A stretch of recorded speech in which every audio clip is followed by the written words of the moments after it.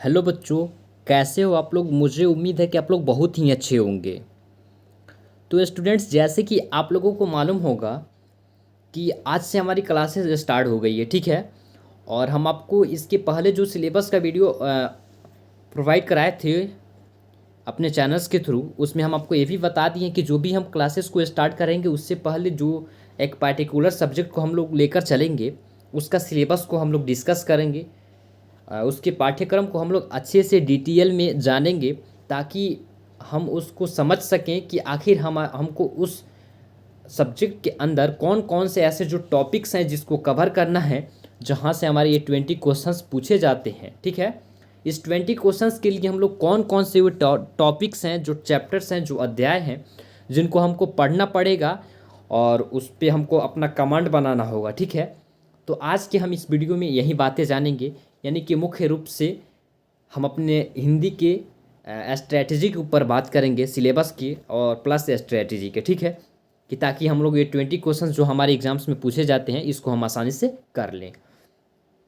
तो चलिए बिना टाइम वेस्ट किए अपने टॉपिक्स पे आते हैं और डिस्कस करते हैं अपने सिलेबस को, ठीक है। देखिए, सिलेबस में तो आपको भी मालूम है और मुझे भी मालूम है कि सबसे ज़्यादा जो वेटेज होता है ना हमारा, वह व्याकरण का होता है, यानी कि इंग्लिश में बोले तो ग्रामर का, ठीक है। तो आप एक बात बात जान जाओ, इंग्लिश भी आपको पढ़ना है, हिंदी भी पढ़ना है। और जो बच्चे नए हैं, अगर नहीं जान रहे हैं फुल सिलेबस, यानी कि कंबाइंड रूप से कि आखिर कौन कौन से वे सब्जेक्ट हैं जिसको हमको कवर करना है, तो इस वीडियो के डिस्क्रिप्शन बॉक्स में उस वीडियो का मैं लिंक दे दिया हूँ।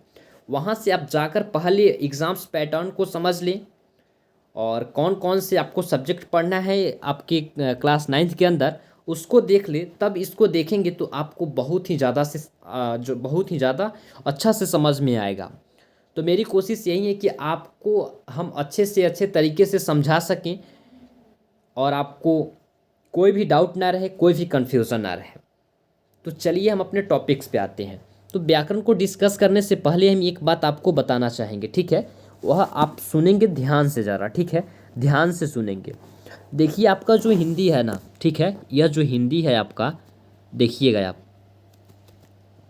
जो ये आपका हिंदी, सॉरी सॉरी एक मिनट, हिंदी जो है आपका ये दो पार्ट में बटा हुआ है, ठीक है। दो भाग है इसका, ठीक है। आप बोलोगे सर कैसे, तो देखो ज़रा गौर से, ठीक है, थोड़ा सा ध्यान देना इस पे। देखो, एक जो रहा आपका इधर, एक रहा इधर। देखो, पहले तो आपको मालूम है कि इसमें डायरेक्ट व्याकरण पूछे जाते हैं, ठीक है। व्याकरण पूछे जाते हैं यहाँ से। लेकिन एक बात आपको नहीं मालूम कि हिंदी साहित्य से भी क्वेश्चंस आपके यहाँ बनते हैं। क्या? हिंदी साहित्य से। अब एक बात जान जाओ, यह साहित्य क्या है, ठीक है। थोड़ा सा हैंडराइटिंग को लेकर आप टेंशन नहीं लेना, क्योंकि यहाँ पे स्क्रीन पे लिखना पड़ता है ना, तो थोड़ा सा ऐसे हो जाता है। हिंदी साहित्य से आपके क्वेश्चंस यहाँ बनेंगे। अब सोचोगे सर हिंदी साहित्य क्या है, तो ज़रा गौर करना, ठीक है, और ध्यान से सुनना। हिंदी साहित्य के अंदर आपको मुख्य रूप से ज़्यादा करके आपके जो एग्ज़ाम्स में आते हैं ना, हिंदी साहित्य में तो बहुत कुछ है पढ़ने को, लेकिन इसमें मुख्य रूप से आपके एग्ज़ाम्स में आते हैं ना, वह आपका जो आता है ना, रचना और रचनाकार आता है, ठीक है। क्या आता है? देखो यहाँ पे रचना एंड रचनाकार आता है, ठीक है। रचनाकार, लेखक और उनके द्वारा जो कृतियाँ लिखा जाता है, ये सारे चीज़ें आपकी एग्ज़ाम्स में बहुत ज़्यादा आते हैं हिंदी साहित्य से। तो आपको मैं बताऊं कि आपको इतना कितना पढ़ना है, जितना से आपका एंट्रेंस ना क्वालिफाई हो जाए, आप अपने एंट्रेंस को क्रैक कर ले जाओ, ठीक है। क्योंकि एंट्रेंस को क्रैक करने के लिए ही हम लोग उतना पढ़ेंगे, उसके आगे जो पढ़ना होगा ना, आप जाकर स्कूल्स में पढ़ना जब एडमिशन फाइनली हो जाए तो। बट अभी इतना ही पढ़ने का कोशिश करना जितना से आपका एंट्रेंस क्लियर हो सके। तो आपको हिंदी साहित्य में मुख्य रूप से ज़्यादा फोकस किस पे देना है, तो आपको इस पे देना है, रचना और रचनाकार। आप सोचोगे कि सर रचना और रचनाकार तो बहुत ज़्यादा है, लेकिन मुझे पढ़ना क्या क्या है। तो हम आज इसी टॉपिक पे तो बात करने आए हैं ना, कि आखिर आपको पढ़ना क्या है और पढ़ने के साथ साथ छोड़ना भी क्या है। तो देखो, आपको पढ़ना यही है कि आपको एक बात इसमें जानो, आप क्लास 9th का एंट्रेंस देने जा रहे हो, तो इसका मतलब यही है कि आप 8 क्लास पास आउट हो। और इस 8 क्लास में आपकी एक जो भी हिंदी का बुक रहा है, ठीक है, जो भी हिंदी का बुक रहा है, उस बुक में जितने भी राइटर्स हैं ना और उनके द्वारा लिखा हुआ रचनाकार सॉरी रचना, इसको कवर कर लेना, ठीक है।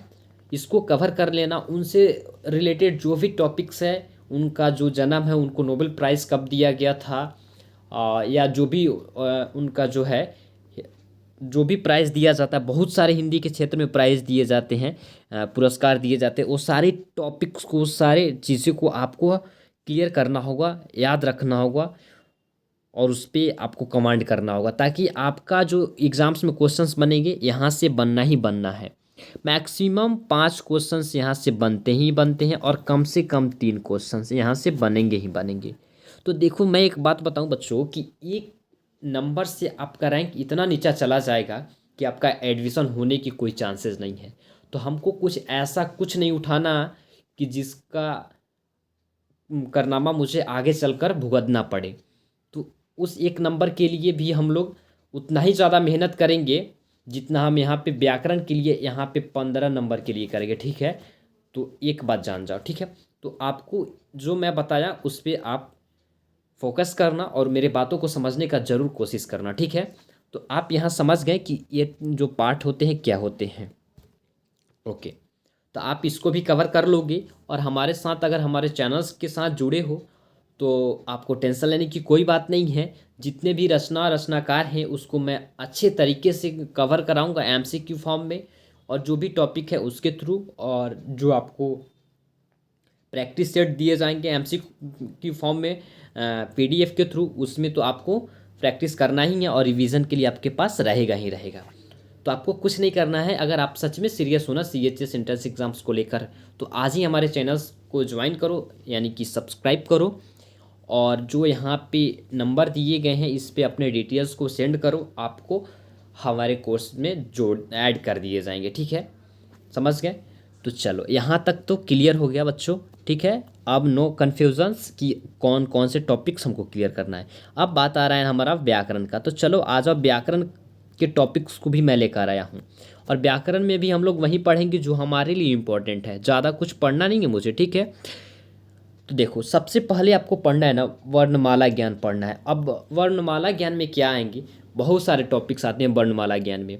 स्वर, व्यंजन, और स्वर और व्यंजन के अंदर क्या क्या है, उसके बाद व्यंजन का उच्चारण स्थान क्या है, यानी कि क वर्ग का उच्चारण स्थान क्या है, ख वर्ग का उच्चारण स्थान क्या है, यर लव का उच्चारण स्थान क्या है। ये सारे के सारे टॉपिक्स आपको इसमें कवर करना होगा, क्योंकि यहाँ से ना क्वेश्चंस का कुछ अच्छा खासा ही वेटेज है, ठीक है। तो आप समझ गए होंगे। उसके बाद दूसरा जो टॉपिक्स है आपका, शब्द और उनके भेद, ठीक है। शब्द और उनके भेद। अब सोचोगे कि सर शब्द और उनके भेद क्या होते हैं, तो देखो, शब्द किसे कहते हैं तो सभी जानते हैं, लेकिन यहाँ से आपके क्वेश्चन थोड़ी पूछा जाएगा, और वह पूछेंगे आपसे कि शब्द किसे कहते हैं। यहाँ पे आपको डिफिनेशन नहीं पूछा जाएगा। अब वहाँ आपसे पूछे जाएंगे कि शब्द को अर्थ के आधार पे कितने भागों में बांटा गया है। अगर आप जान रहे होंगे कि शब्द को अर्थ के आधार पे कितने भागों में बांटा गया है, तब ना इसका आप आंसर दे पाओगे, नहीं तो कहाँ से दे पाओगे। तो आप जान जाओ कि शब्द को अर्थ के आधार पे 4 भागों में बांटा गया है। अब इसमें आपको ये भी जानना होगा कि कौन कौन से है, क्योंकि आपसे ये भी क्वेश्चंस पूछ लिए जाएंगे कि आप बताओ पर्यायवाची शब्द जो है, या छोड़ो, हम जब इस टॉपिक को कवर करेंगे ना तब हम अच्छे से डिटेल में एक्सप्लेन करेंगे। थोड़ा थोड़ा आप जान जाओ कि ये भी ऐसे टॉपिक्स पूछे जाते हैं। और इसमें जो आपके सबसे ज़्यादा इम्पोर्टेंट है ना, जो शब्द का जो सबसे इम्पोर्टेंट पार्ट है, उत्पत्ति के आधार पे। तो उत्पत्ति के आधार पे हमारे 4 होते हैं, तद्भव, तत्सम और देशज विदेशज, ठीक है। ये सारे टॉपिक्स जो हैं, इसको आपको मोस्ट इम्पॉर्टेंट है, इसको कवर करना ही करना है। देखो, यहाँ पे मैं लिख दिया हूँ तद्भव, तत्सम, लेकिन इसमें ऐड कर लेना देशज और विदेशज, ठीक है। उसके बाद आपका आता है पर्यायवाची शब्द आता है। पर्यायवाची को आप एक बात जान जाओ, इसका कोई भी लॉजिकल टर्म नहीं है। उसके बाद मुहावरे एवं लोकोक्तियाँ, उसके बाद विलोम शब्द। ये जो 4 टॉपिक्स है ना, जो 4 चैप्टर्स हैं, इसके लिए आपका कोई भी लॉजिकल्स ऐसा कोई टर्म नहीं है जिसके थ्रू मैं अच्छे से आपको समझा सकूं और आप उसको कंसेप्ट के थ्रू समझ लो, ठीक है। लेकिन और सब के लिए मैं कुछ ट्रिक यूज़ कर सकता हूँ, कुछ कंसेप्ट यूज़ कर सकता हूँ, लेकिन ये 4 टॉपिक्स ऐसे हैं जिसको आपको रटना होगा, ठीक है। तो आप इसको, इसके लिए क्या कर सकते हो, रोज़ 2-4 लेकर ऐसे आप इसमें अपना रटना स्टार्ट कर दो, ताकि आपको एग्ज़ाम टाइम पे ज़्यादा प्रेशर ना पड़े कि 200-250 का एक PDF में जब हम प्रोवाइड कराएंगे तो उसको लेकर आपको रटना पड़े। तो इसलिए अभी से स्टार्ट कर दो, क्योंकि मैं तो आपको दूंगा ही जो भी स्टडी मटेरियल्स देना है, लेकिन आप याद कर दो, ठीक है, कर लो। उसके बाद आपका आता है संधि आता है। अब देखो संधि आता है, अब आप नहीं जानते हो कि आखिर संधि क्या है। जानते होंगे तो अच्छा, नहीं जानते होंगे तो धैर्य बना कर रखो, क्लासेस स्टार्ट हो गई है ना, आपको सारी चीज़ें मिलेगी, ठीक है। तो देखो संधि आपसे पूछा जाएगा कि विद्यालय का संधि विच्छेद क्या होगा, तो आप इसको बताओगे।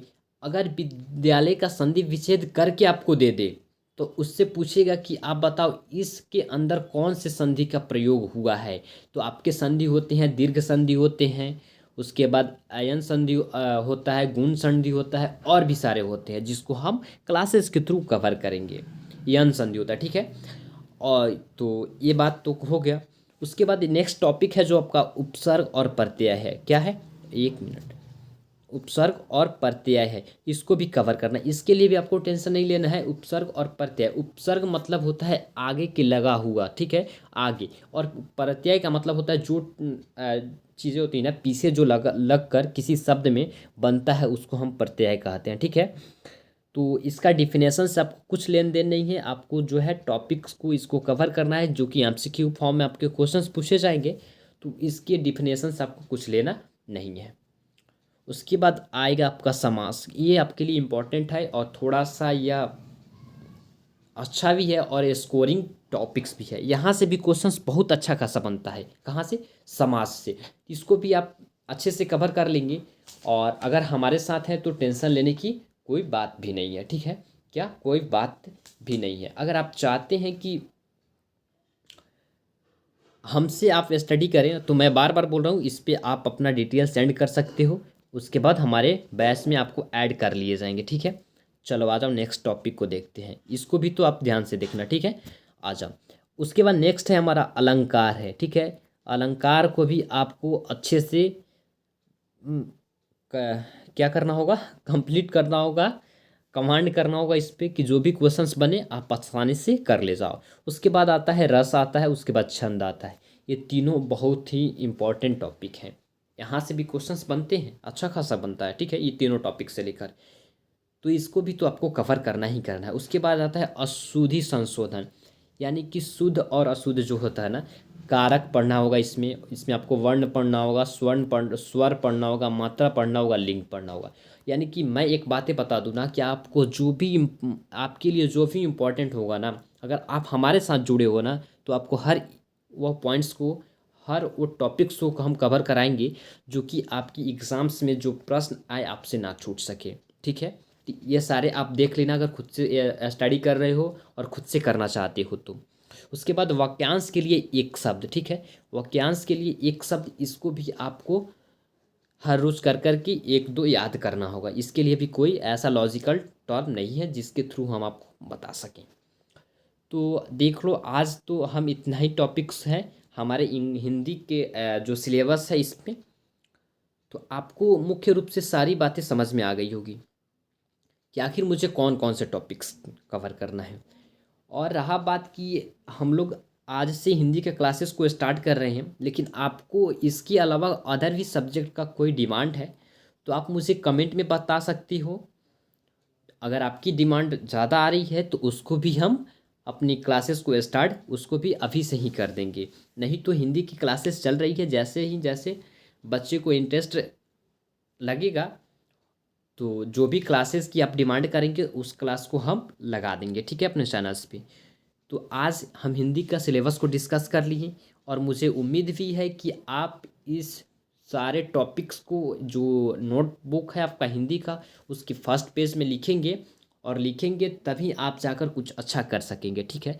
तो आप आज से मेहनत करना स्टार्ट कर दीजिए। अगर सच में आप CHS में एडमिशन लेना चाहते हैं तो इस गेट के पास जाना चाहते हैं और इसके अंदर एंट्री लेना चाहते हैं, गेट के पास तो हर कोई जाता है, लेकिन इसके अंदर एंट्री लेना चाहते हो ना एक स्टूडेंट के रूप में, तो आज से स्ट्रगल करना स्टार्ट कर दो, मेहनत करना स्टार्ट कर दो। नहीं तो बिना मेहनत का कुछ नहीं मिलता है। तो ठीक है, तो आज के हम इस वीडियो में तो सिलेबस को डिस्कस कर दिए, और कल से या आज से ही हमारा आज से ही हमारा क्लासेस स्टार्ट है। तो जो टॉपिक्स है, नेक्स्ट टॉपिक जिस पे हम हमारी क्लासेस चलने वाली है वह है वर्णमाला ज्ञान। अगर आपके पास भी कोई सोर्स है, रिसोर्स है, उसके थ्रू आप पढ़कर आ सकते हो। अगर पढ़कर आती हो तो अच्छा है, यहाँ पे रिवीजन हो जाएगा और जो छूटा होगा वह यहाँ पे कवर हो जाएगा। नहीं तो हमारे चैनल्स का जो भी लेक्चर्स है उसको आप अटेंड करना, जो भी हमारे स्टडी मटेरियल्स दिए जाएंगे उसको फॉलो करना। आपका एक भी ऐसा प्रश्न नहीं होगा इस 20 में से जो आपसे छूट सके और आपसे ना बने। ठीक है, तो चलिए आज की वीडियो में बस इतना ही। लेकिन वीडियो अच्छी लगी हो तो आप क्या करना, लाइक करने में कंजूसी नहीं करना, वीडियो को लाइक कर देना और अपने दोस्तों में भी इस वीडियो को शेयर कर देना ताकि वो भी इसका लाभ उठा सके। ठीक है, तो फिर एक बात और कि वीडियो कैसी लगी नीचे कमेंट बॉक्स में ज़रूर बताना, और इसके अलावा भी कोई और भी डिमांड हो तो मुझे ज़रूर कमेंट्स करना। तो आज की वीडियो में बस इतना ही। पढ़ते रहो, मुस्कुराते रहो। जय हिंद, बाय बाय।